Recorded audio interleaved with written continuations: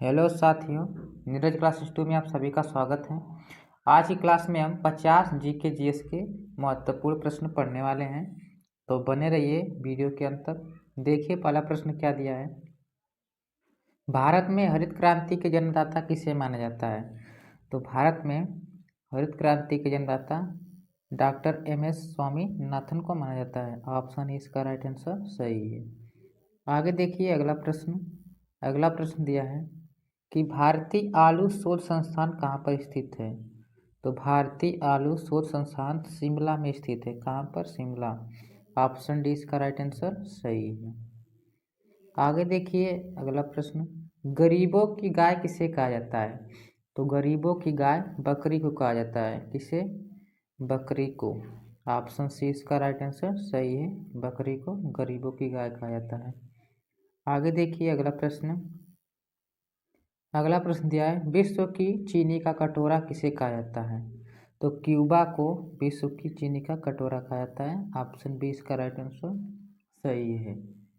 आगे देखिए अगला प्रश्न देखने से पहले अभी जिसने वीडियो को लाइक नहीं किया है तो वीडियो को लाइक करके चैनल को सब्सक्राइब कर लें। सबसे ज़्यादा प्रोटीन किस में पाया जाता है? तो सबसे ज़्यादा प्रोटीन सोयाबीन में पाया जाता है। ऑप्शन डी इसका राइट आंसर सही है। आगे देखिए अगला प्रश्न दिया है कि निशानेबाजी के खेल परिसर को किस नाम से जाना जाता है? तो रेंज के नाम से जाना जाता है। ऑप्शन है इसका राइट आंसर सही है, रेंज। इसके बाद आगे देखिए अगला प्रश्न दिया है, धान का खैरा रोग किसकी कमी से होता है? तो धान का खैरा रोग जस्ता की कमी से होता है। किसके? जस्ता। ऑप्शन बी इसका राइट आंसर सही है, जस्ता। आगे देखिए अगला प्रश्न, रेड राट रोग का संबंध किस फसल से है? तो रेड राट रोग का फसल गन्ना फसल से है। किससे है? गन्ना से है। ऑप्शन सी इसका राइट आंसर सही है, गन्ना। आगे देखिए अगला प्रश्न दिया है कि एपी कल्चर का संबंध किससे है?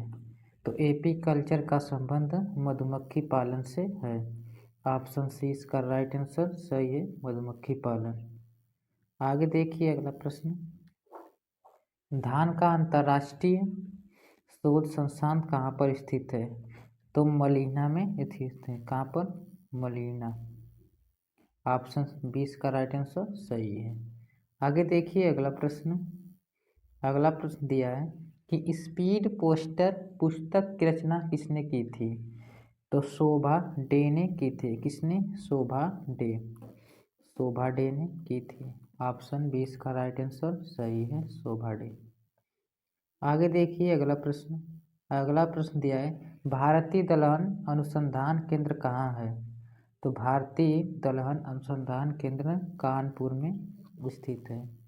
कानपुर में स्थित है। ऑप्शन सी इसका राइट आंसर सही है, कानपुर। आगे देखिए अगला प्रश्न, कृष्ण क्रांति का संबंध किससे है? कृष्ण क्रांति का संबंध पेट्रोलियम से है। किससे है? पेट्रोलियम से संबंधित है। ऑप्शन डी इसका राइट आंसर सही है, पेट्रोलियम। आगे देखिए अगला प्रश्न दिया है कि भारतीय खनन विद्यालय कहाँ पर स्थित है?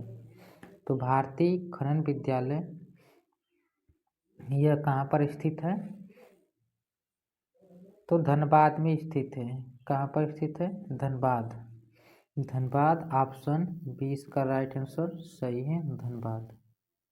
आगे देखिए अगला प्रश्न, फोर्ट विलियम कॉलेज कहाँ पर है? फोर्ट विलियम कॉलेज कोलकाता में स्थित है। ऑप्शन सी इसका राइट आंसर सही है, कोलकाता। इसके बाद आगे देखिए अगला प्रश्न दिया है कि विश्व भारती विश्वविद्यालय की स्थापना किसने की थी? तो विश्व भारती विश्वविद्यालय की स्थापना रविंद्रनाथ टैगोर जी ने किए थे। ऑप्शन ए इसका राइट आंसर सही है, रविंद्रनाथ टैगोर।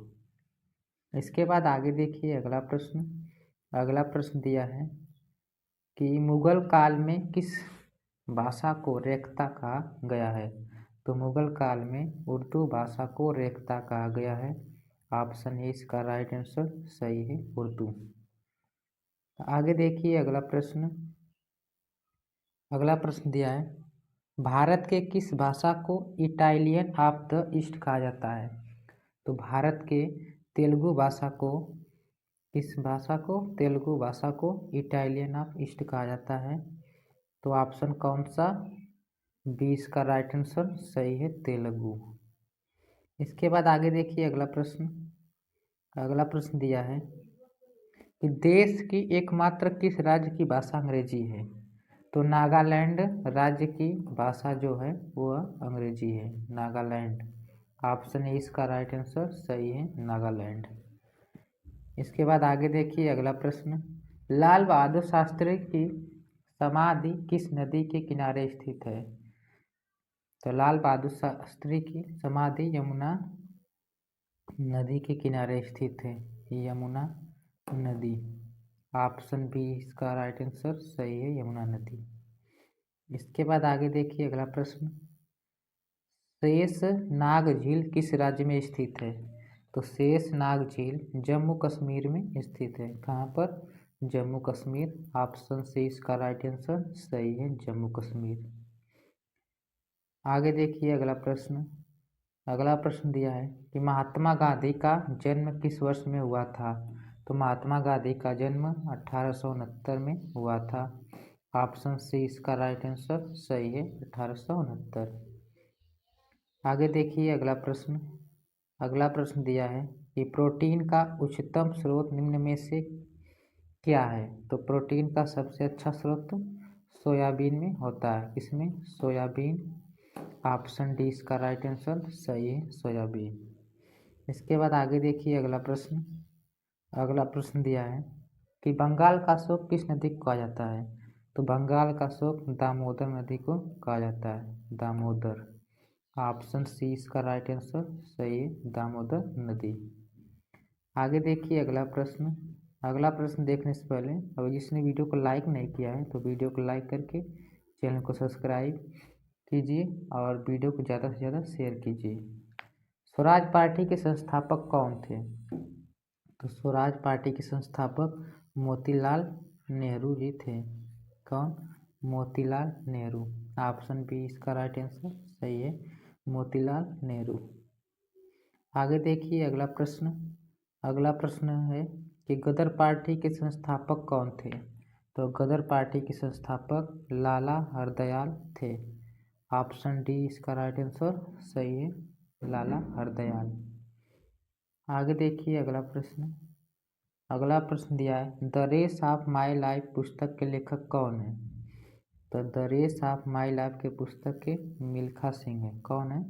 मिल्खा सिंह। ऑप्शन बी इसका राइट आंसर सही है। आगे देखिए अगला प्रश्न। अगला प्रश्न दिया है कि मानव शरीर का सामान्य तापमान कितना होता है? तो 37 डिग्री सेल्सियस होता है मानव शरीर का तापमान।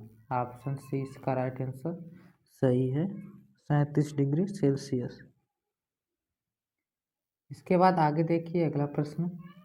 अगला प्रश्न दिया है कि विंग्स ऑफ फायर पुस्तक के लेखक कौन है? तो विंग्स ऑफ फायर पुस्तक के लेखक अब्दुल कलाम जी हैं, अब्दुल कलाम। ऑप्शन डी इसका राइट आंसर सही है अब्दुल कलाम। आगे देखिए अगला प्रश्न। निम्न में से विटामिन सी सर्वाधिक प्रचुर मात्रा में पाई जाती है? तो सबसे ज़्यादा विटामिन सी किसमें पाई जाती है? इसका आंसर आप लोग कमेंट सेक्शन में बताइएगा तीसरे का। इसके बाद आगे पढ़ते हैं अगला प्रश्न। अगला प्रश्न दिया है कि दूध का रंग सफ़ेद किस कारण दिखाई देता है? किसके कारण दिखाई देता है? तो देखिए किसके कारण दिखाई देता है? केसीन के द्वारा दिखाई देता है। किसके कारण? केसीन। ऑप्शन ए इसका राइट आंसर सही है केसीन के कारण। आगे देखिए अगला प्रश्न। राष्ट्रीय डेयरी अनुसंधान केंद्र कहाँ पर स्थित है? तो राष्ट्रीय डेयरी अनुसंधान ये कहाँ पर स्थित है? करनाल में स्थित है, करनाल में स्थित है। ऑप्शन डी इसका राइट आंसर सही है करनाल। आगे देखिए अगला प्रश्न। अगला प्रश्न दिया है निकोटीन में पाया जाता है, मतलब इसमें से किस में निकोटीन पाया जाता है, तो तंबाकू में पाया जाता है। तंबाकू में निकोटीन पाया जाता है। ऑप्शन सी इसका राइट आंसर सही है, तंबाकू। आगे देखिए अगला प्रश्न, एशियाई सब्जी अनुसंधान केंद्र कहाँ पर है, तो एशियाई सब्जी अनुसंधान ताइवान में स्थित है।